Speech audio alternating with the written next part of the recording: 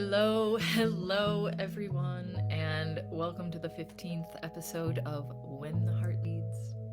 I'm your host, Dr. Kate Newberg, and I'm incandescent to be with you all today. The title of this episode is On the Surface, and we are going to be exploring a few things. We'll be exploring the idea of simplicity. We're going to be exploring the idea of our deepest essence, and not just the idea of it, but the embodied feeling of it. And we're going to talk a little bit about how that deep resting into our essence is the kind of the first move toward transforming our own physical reality. So, if you're just tuning into the podcast, welcome. Very kind of a quick recap about what we've been moving through so far is um, this podcast is really for those of us who have awakened and who are very aware and who are wondering about the best way to move in the world and to give our gifts, our very unique gifts in the world. Right. And if we're tuning in, it means that right now there is a larger receptive field for our gifts in the world. And so whenever we tune in the podcast, I'm offering kind of the stuff, the questions, the things that I've been sitting with and working on with that larger question of how can I really move in the world and make sure to give my own unique and deep gifts. And so we're always exploring kind of that's always the underlying question here. And um, what I've been feeling lately and tuning into lately is this really powerful call for simplicity. And um, what does simplicity mean, right? And we're talking about being on the surface here, and that's going to have a couple of different meanings in this podcast. But what does it mean? What does simplicity mean in the context for those of us who are accustomed to doing a lot of deep soul searching, perhaps deep dives into our subconscious or our psyche, who are always kind of in this process of inquiry and seeking, right? And looking to really find new answers, new things, right? And so this is many of us are oftentimes in that process of inquiry. So what does simplicity mean right now for those of us who are always very curious, especially about our own internal transformation? And um what I want to say is that we're being called right now to kind of still a lot of that. And it can be a very different way of being for those of us who are, like I said, accustomed to really doing a lot of seeking and soul searching. But what I'm getting right now is that a lot of that is coming to us now. And so the movement, the call is not to be always looking outwards or looking inwards um, or even looking at all, but to be resting back into what I'm calling our deepest essence. And when we root in that, in our deepest essence, and maybe you have a sense of what that is, just a quick note there, I'm going to offer kind of a visualization exercise at the end of this podcast episode to help you kind of root in what that is. When we root in that, everything simply comes to us. And I know maybe that sounds like that must be too easy. It must be too easy, right? And that's actually a message I've been getting in some of my meditations is that when I'm feeling into like the kind of the movement, the transformation of my own physical reality, I keep getting the message that all I need to do is still into who I truly am, and the rest will come. And I think that's just too easy after a lifetime of working, striving, seeking. How is this possible, right? And so, in some ways, I'm doing this episode because it's helping me really root this understanding. But this is what we're talking about, the simplicity. We're talking about the simplicity on the other side of complexity, right? So, and I think I'm borrowing that phrase. I think I may have first heard it from Rob Bell, perhaps, who is a really cool spiritual leader. If you've ever worked with him or his work, he does the Robcast, but I think I'm borrowing that phrase from him. I'm definitely not making that one up, but I love the phrase simplicity on the other side of complexity. And what that means is that um, those of us who have done all of this work, this inner work, like true inner work, right? And I'm talking about we've gone there, we've felt it, we've released it, right? We've explored ourselves to our depths, to our extremes, many of us. And what's emerging on the other side is just a very simple knowing. And again, this can be quite a shift when we're accustomed to sifting through vast amounts of information and vast amounts of energy, right? This simple arising, this we can resist it at first because it might feel almost, like I said, too easy, right? Um, but we're talking about the simplicity on the other side of complexity, and I want to talk a little bit about that because we can confuse these two things, right? Simplicity is not reductive. The kind of simplicity I'm talking about has a very powerful, has a very deep wisdom to it, right? And there's a big difference. There's a big difference between something that's simple and powerful and something that's maybe kind of trite, right? So like trite sayings or the kinds of things you might find on motivational posters, right? There will most likely be, especially those of us tuning in here, there most likely be a part of us that resists that doesn't fully resonate with that, and it's because we can sense some of the inauthenticity in it, right? Because these things are being said or talked about by people who haven't had to fully feel or embody the things that they're talking about. All right. So, um, one thing I've learned, and in a discussion on shamanism, as you may know, I do shamanic healing, or I work with shamanic healing energies with people. And I had someone ask me recently, in an interview on my work, I had them ask me what is, like, how do you define shaman? And there's many ways to define it, and obviously, to give lots of respect to the traditions that have worked with shamanism, but in a really simple way. In some ways, I think about it as the universe doesn't allow you to teach unearned wisdom. It just doesn't allow you to. There will always be there will always be a beckoning, a deepening. When you're trying to teach something that you haven't fully embodied yet, you will be brought into deeper and deeper knowing of that.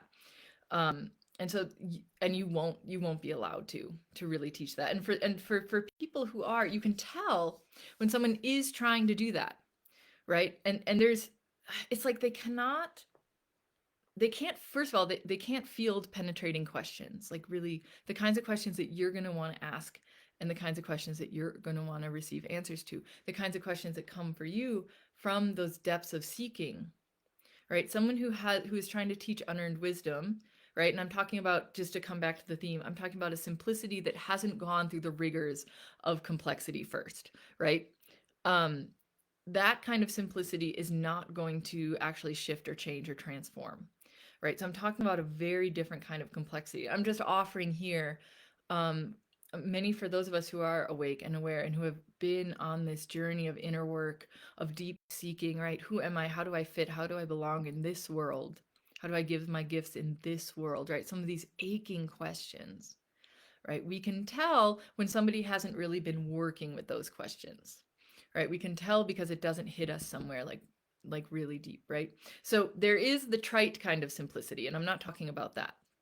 I'm talking about the simplicity that has gone through all the rigors of the seeking of complexity and has come out on the other side as this kind of round, I'm almost seeing it like a round encapsulated pearl of wisdom, perfect, whole, complete, right? And it's this kind of simplicity that we're being asked to sink into.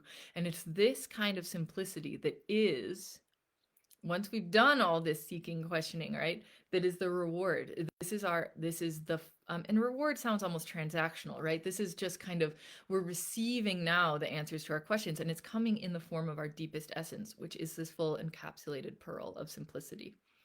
So, um, so that's just kind of a quick framing of this idea of simplicity, right? And so, and I'm just kind of, if you tune in, I often will have some notes just to kind of guide me through stuff that comes through. Um, so those of us, so I'm kind of turning the page here, looking at some notes.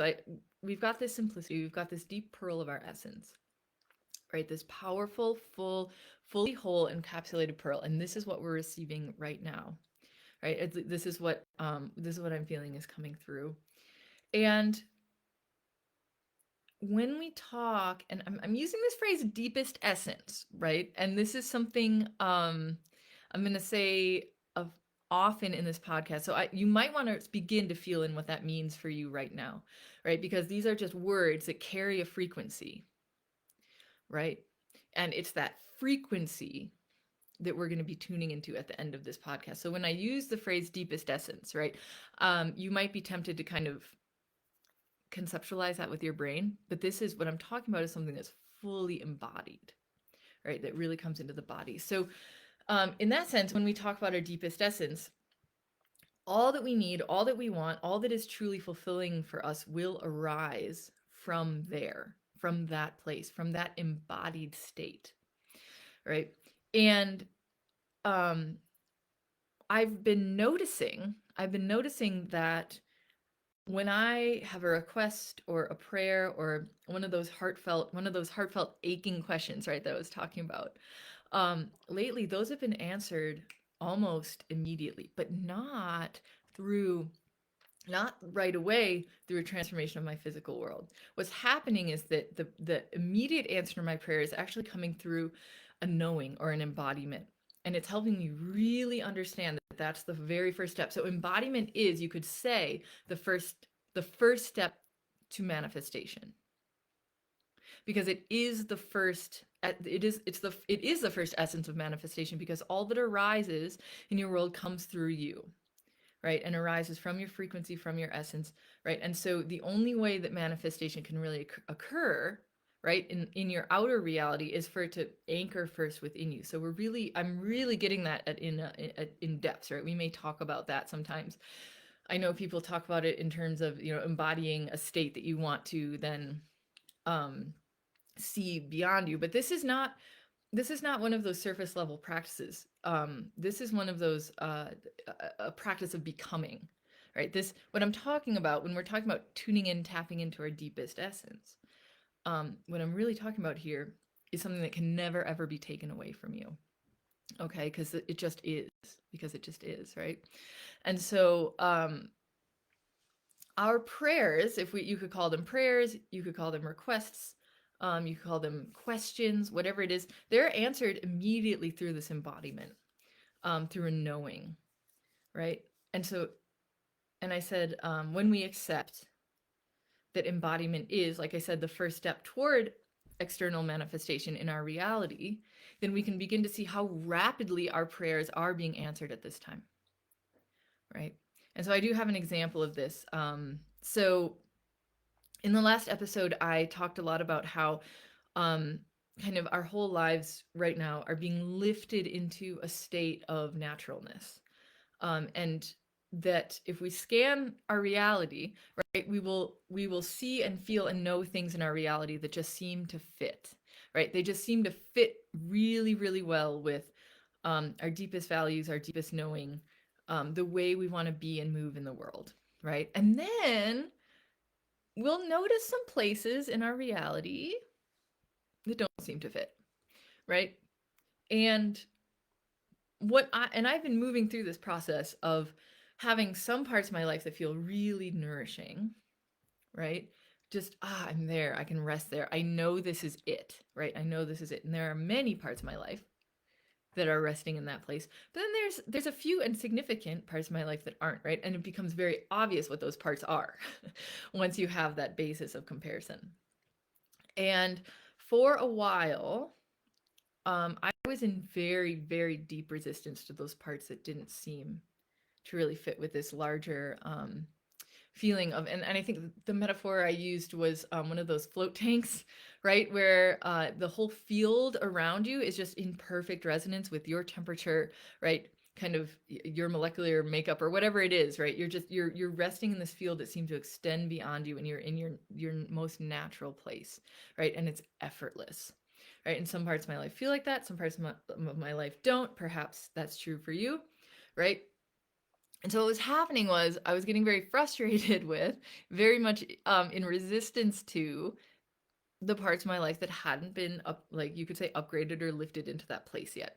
And it was causing a lot of suffering. And I mean that, like, This, and I knew it was causing suffering. And even with all my tools, all my soul searching, all the awakening I've had, right, I didn't know how to shift that suffering. I didn't know how to shift it. So I just kind of coped with it. I dealt with it, and I just asked, like, can you please help me? And I wasn't asking necessarily for my external. I think this was actually a powerful indicator of growth, right? I wasn't necessarily asking for my external um,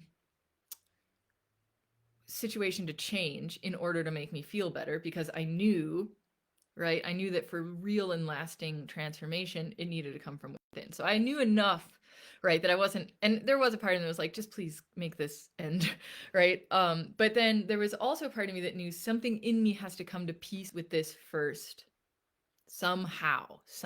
And I could not see how it was possible. But I also knew that something within me had to come to peace with those things first before it could really shift for good, right? For good. So I was in deep resistance. I was asking these prayers. I was saying these prayers, and um, I knew, and just to kind of, because I have a note here that's really clear, I knew that if I was trying to create something new from a place of like, not that, right? Sometimes we need to do that.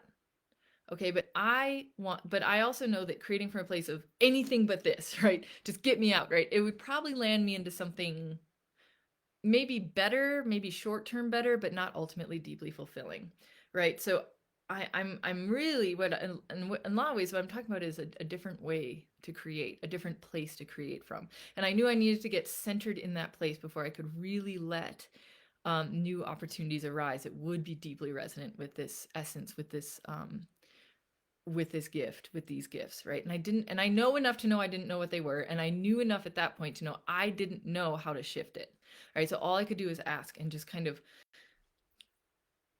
cope, and in some ways be patient for whatever answer is coming in. And this is what happened. This was very interesting what happened. um I received a gift of embodiment that was very powerful, very, in some ways, very subtle and very gentle, but also completely transformative. And it happened a very unexpected time. I was taking a walk, and I kind of was cresting this hill. And I cannot explain what happened. It wasn't anything I was thinking about, wasn't anything I was doing. It was just this gift where suddenly I looked back. I suddenly just looked back on my life, almost like I was looking down a tunnel. And I suddenly just saw, just knew every kind of point in my life where I had suffered. I suddenly saw those as a series of interventions of grace, as opposed to a series of challenges that I had to bear with and overcome. And my lens, even with all the work, right, there was still this very deep, subtle lens that looked back at my life and saw whatever challenges I'd encountered as a series of kind of mountains to be conquered, or challenges to be overcome, or things to get through, right? And instead, suddenly I saw the way that grace was present in each one of those times. And I was, in that time, effortlessly filled with gratitude. And I want to mention something here, because we all know the difference between like that effortless arising of gratitude and that feeling like, oh, I should be grateful, right? Because I'll tell you, I have tried so many times to change my lens. Like, I know that my head knew that grace is present in all moments. I knew that, I should be seeing, you hear that word, right? I should have been seeing my life as a series of blessings, right? But I was still really stuck in that place of, oh, but there have been so many challenges, and whatever's coming up is just another challenge to be overcome, right? And as we awaken, right, as we do this work, it becomes more and more subtle. And so there's a very deep, subtle layer of me that was still doing that. And I want to mention that this switch of the lens was something I could never have brought about on my own. It was another one of those series in the series of interventions of grace. I couldn't have made this happen. I can't tell anyone how to make this happen, right? I can't, it was a gift. It was a gift, right? And I think perhaps I had prepared a field within myself to become ready for it. Perhaps that's the most I could do. But this was not something I could have effort. You know, I don't really like using effort as a verb, but it kind of works here, like efforted myself into, right? I think it's kind of an awkward verb, but I couldn't have forced it. I couldn't have made it happen. There were no mental gymnastics I could have gone through, right? I just received it. And once that happened, I suddenly became much more, I won't say entirely, right? Right? But I suddenly became much more at peace with all that is in my life, the stuff that feels really good and the stuff that doesn't. Because I suddenly had this knowing that if my whole life has been in like an intercession of grace in some ways, then that's not going to end. Like that's not something that ever runs out, right? So I was able to really accept that it's not going to run out. It's never going to run out, and it has never abandoned me, which means it's present right now, right? And so even though the external circumstances have not fully changed, right, my internal environment is very different now. And I can see, find, feel, sense a place within me that is at peace. And it's almost like I was given access to it. And the lens shift, it almost felt like, you know, when you're at the eye doctor and they have like those lenses in front of your eyes and they're like, can you, and they put lenses down and like things become blurry or more clear, right? And it was suddenly like there had been a shift and things that had been blurry suddenly became clear. And it was in an instant. It was in an instant. And I couldn't tell you, I wasn't doing anything special, right? I wasn't doing anything out of the ordinary. And it just happened, right? And so possibly as I'm talking energetically here, you might be feeling your own internal environment readying you for something like that. Perhaps you've already gone through that, and it's something you can just hold and carry and be with, which is really beautiful. But I think what's really what the point here though is that I had been asking for a release of this suffering, right? And I had also kind of understood that the release of the suffering probably wasn't going to come about through a change in my circumstances, because that wasn't the lesson here. And I kind of knew enough to know that, right? So I can point to this intercession of grace as an almost immediate miracle, right? That occurred. And it occurred in my internal environment first, right? So it was a gift, you could say, beyond my current level of consciousness. It was a gift that came in from somewhere beyond what my current level of consciousness or what my level of consciousness was at that point, right? And so the invitation then, right? Even though those parts of my life have not changed, the internal environment has changed. So the invitation is, what would it be like to create from this place, right? When I feel myself going into resistance or suffering, right? The memory, the remembrance that I have a place within me that is at peace, and I have greater and greater access to that now, right? And like I said, I'm not saying I don't I'm not saying I never go to that place, right? Because I do. Um that place of resistance, but it's easier now to move away from it. So I see, right? I see that if we talk about our whole being as a fractal, right? And I know this might feel like, what did she talk about? I'm gonna bring this back to the body real quick, right? Because our external environment, our mental, emotional, physical, spiritual, and our mental, emotional, physical, and spiritual spheres are all perfect kind of reflections of each other. All right. So if I'm starting to feel like this emotionally, right? Like I'm starting to feel that there's places I can go that are not suffering, that I can move into. I'm also starting to understand that this is true of my body. Okay. And so we're going to we've been talking about embodiment here, bringing those feelings all the way in, right? So that it's something we just are with our whole being, including our physical body. And I'm discovering I've been doing a little bit of somatic work, which has been really useful. I think that's actually been opening kind of pathways for this knowing to come in, to be an embodied knowing. Like when you're playing sports, right? if you've played sports, like I've played a lot of sports, your body just kind of knows how to do things without you having to think about it after a while, right? That's what's happening with this feeling of, you could say, peace or well-being, is it's just my body starts to shift into that place without me having to really put a lot of conscious effort into it. So it's almost like this muscle memory, you could say, almost literally, right? But what's happening is that I'm feeling that I can feel that the majority of my body, even though when I do a body scan, there's some parts, right, that still feel in pain, and sometimes there's more pain than others, right? And we're going to do a little exercise at the end to really begin to allow the larger healing, right, of our whole being. Um, but I can feel that most of my body actually feels pretty strong, pretty relaxed, pretty open, right? There are some parts that aren't, but I'm starting to understand that those are much smaller aspects of self, right? Than I had realized. So when I begin to focus on the parts that feel good, and oftentimes when I'm in doubt of where that is, it's in my hands, right? For you, it might be different. And again, we're going to go through a little exercise to figure that out for you. But when I tune into that, I suddenly feel my posture will change. I suddenly feel stronger, more at ease, more fluid, more relaxed, right? And so I can begin to trust, and this is something, um, right?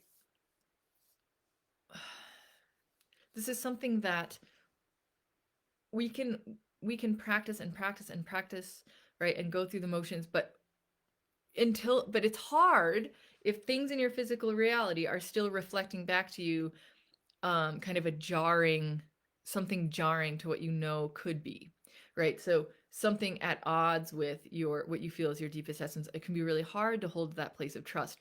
But what's happening now, what I'm understanding, is that um, as my body begins to, as parts of my body, aspects of my body are in perfect resonance with that deepest essence, right? That is the proof that I need in some ways, right? That because we're tangible physical beings, we're walking the earth, right? As I was writing my memoir, Finding Home, right? And I was traveling all over the world, people kept saying, like, well, home is inside of you. And I said, yeah, that's great, but like I still need to live somewhere, right? Like I still have a body that needs to live somewhere and feel at home. And so, and that's a much longer story. And if you're interested in that, you can look into it. My memoir, again, it's called Finding Home. But like when we're in those places where maybe nothing in the external reality seems to be happening, it's very helpful to have the reinforcement of our bodies telling us what is good, what is strong, what is at peace, what is healed, right? It can be hard to like believe that we're actually healing until we see it in our physical reality. But when we feel it in our physical bodies, we can begin to trust it. Right. So I started to really trust that my whole life will be brought into resonance with this deepest essence because I could start to feel it happening in my body.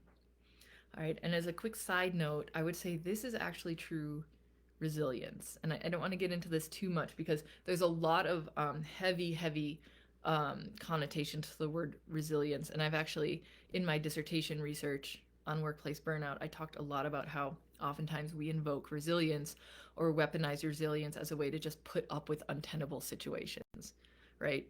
Try harder, endure more, right? And I don't actually define resilience as that. I'm starting to understand that true resilience is being able to find that place within you that is strong, that is empowered, that is in resonance, right? Because from there you can begin to create in your external world or receive, right, in your external world. And what's happening is that when I tune into that place, like one more quick side note before we go into the visualization, is that what's happening is that as I tune into that place that is centered and healed, right, it's in that place that I begin to receive the nudges toward action. And sometimes it's very small action, right? It feels like small action. But those nudges are can be trusted and are leading me toward bringing my whole life invisible, my external reality, invisible resonance with my deepest essence, right? And it's the nudges that come from when I'm in the, and we're gonna go through this, right? As we go into our bodies in the visualization, we'll be going into our bodies, right? When we receive, and they're not even at that, they're not even nudges. When you're in that place of your body that's in pain, often it's like some sort of trauma response, right? It's not going to be a nudge. It's going to be it's going to be oftentimes like a very intense voice telling you to get out, right? Or like anything but this, right? Anything but this is creating from that trauma response, or creating from that wounded place, right? And we are moving into a state of being where we can start to create from that centered, deep, and healed place. And the nudges that arise from there are going to be the ones that lead you into um, allowing that to be visible in your physical reality. I almost said manifesting, but that almost feels like a too active for what's happening here. It's like tuning in first, following the nudges that come in from that deep, centered, healed place. Then your physical reality will begin to reflect that effortlessly, and that's what we're going for here. So, okay, so we're going to move into, what does all this mean? We've talked, just quick recap. We talked about, and what's funny is the title of this episode is On the Surface, right? So what we're going to come back to over and over again is that a lot of the simplicity that has come through that complexity, right? So we started talking about that. The complexity we've gone through, the thought forms, the energy, the wounding we've sifted through, right? We've done it. And now it's time for the natural processes of healing to really take over, and for us to allow that, right? So what's happening is that we are entering that simplicity on the other side of complexity, and that simplicity is going to rest on the surface. It's going to be so simple, so obvious. Just like suddenly there was a shift in my lens, and I could see my life as a series of intercessions of grace. It was all right there, so simple. So I didn't have to search for it. I didn't have to seek for it. I didn't have to try to make it happen. It just was all resting right there on the surface of my memory and on the surface of my life. So we're bringing this all to the surface now, right? So it's going to be visible, feelable. So that's kind of why I wanted to just come back, do a recap, and tie it all into the title of this episode, right? So there's a framing I want to have for this visualization. So we're kind of transitioning now. And just as a quick note, this one, if you tuned into the last visualization, it was only a couple minutes. This one might be a little longer. And there will be pauses for you to write. If you have a journal, I suggest you have that with you for this, because there'll be pauses for you to write what's coming up. And actually, what I'm going to cue you to do is just when I say, take a moment to write in your journal, I will keep going, but that's a cue for you to kind of pause the recording, because I will, with all these live transmissions, I'll make it into a recording for Spotify, YouTube, all those things. So anyway, just quick side note, right? If you're following me here right now, right, just kind of know that we're going to be moving a little quicker.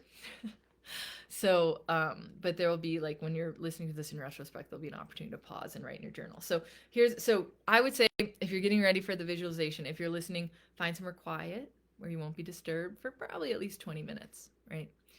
Depending on how long you want to journal for. And I would also say, have a journal with you or something to record with. So a voice recording, something.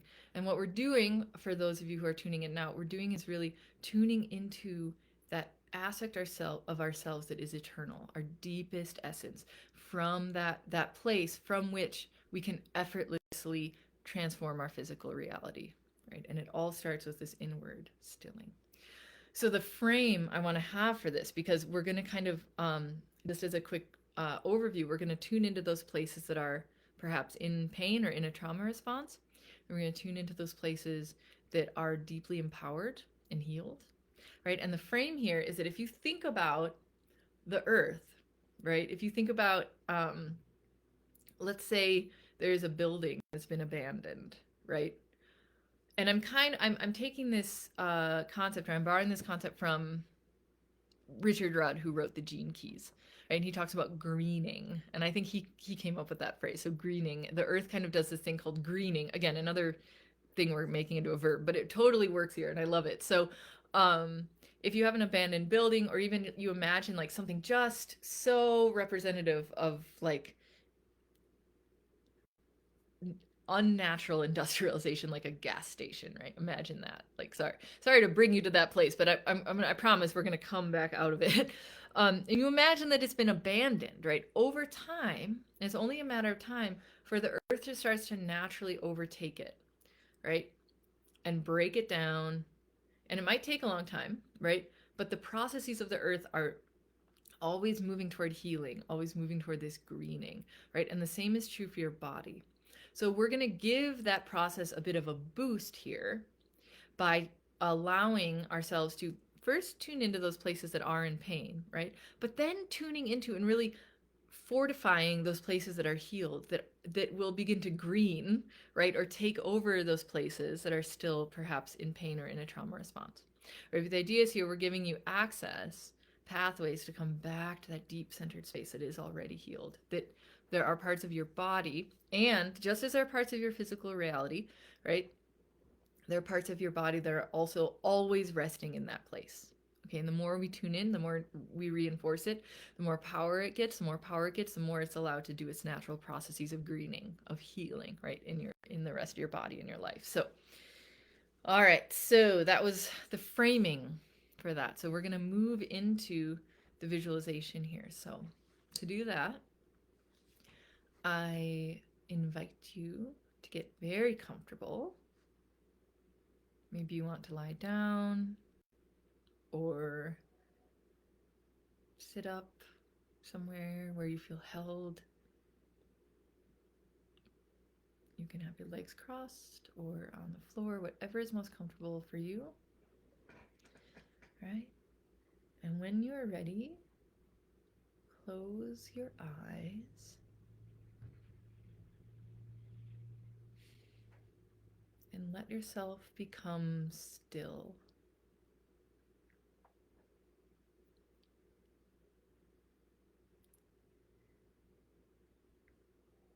You're going to breathe out 3 times. And in your head, you will see the numbers 3, 2, and 1. Right, so I'm going to lead you through that breathing exercise. Just take a nice deep breath in. And on your out breath, see the number 3 in your mind's eye. Take another nice deep breath in. And on your out breath, see the number 2 in your mind's eye. Take another nice deep breath in.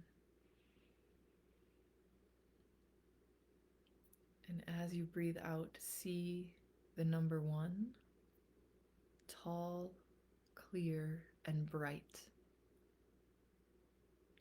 Step into the 1.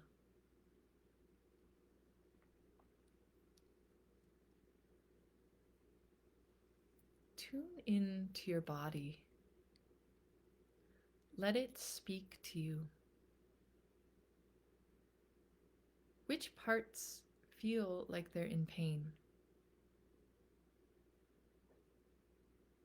Feel them. Which parts are they? Perhaps there are multiple, perhaps just one. Just take a moment to feel that.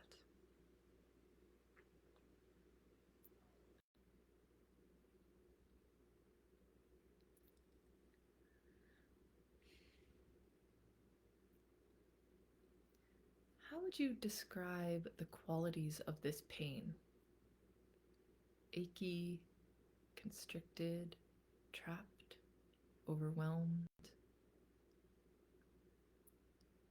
Take a moment to pause the recording and journal about the parts of your body that feel in pain and the qualities of that pain.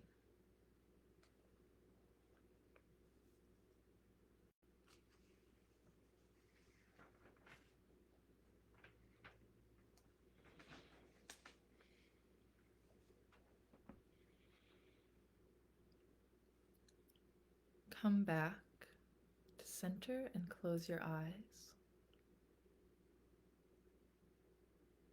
Breathe out.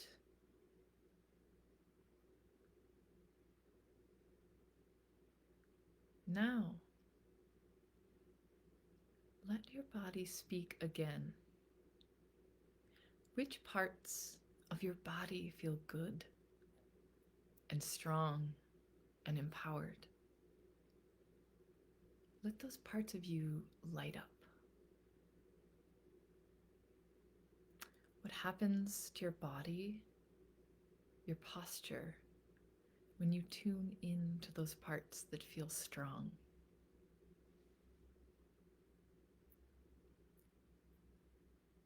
Give the feeling, those feelings in your body, give them qualities.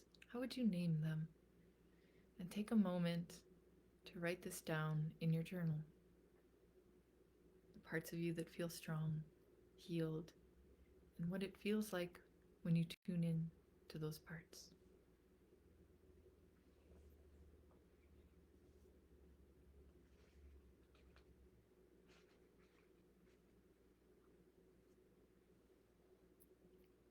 Okay. Come back to center. Breathe out and close your eyes. Focus again on the parts of your body that feel good, strong, empowered. Watch as that feeling flourishes. Feel as that feeling moves into the parts of you that are in pain.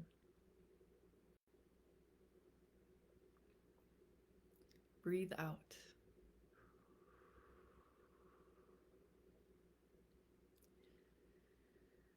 See, feel, and know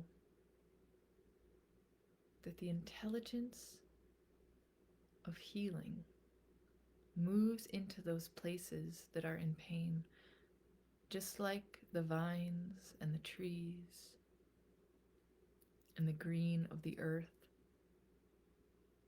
living plants that overtake whatever is hurt.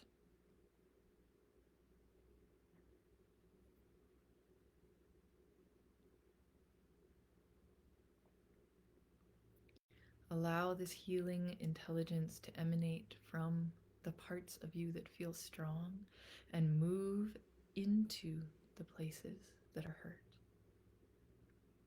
Allow this for a few moments.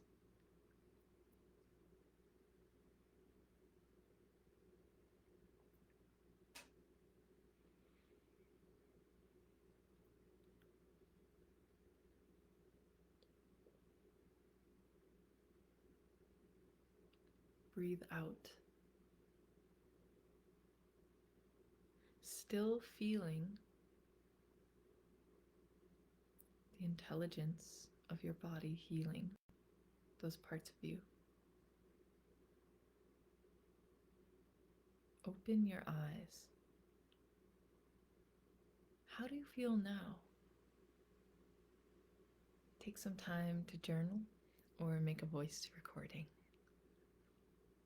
You may return to this visualization as often as you wish, as a reminder of how to anchor in the parts of you that feel good and healed and strong. That is your deepest essence coming out to play.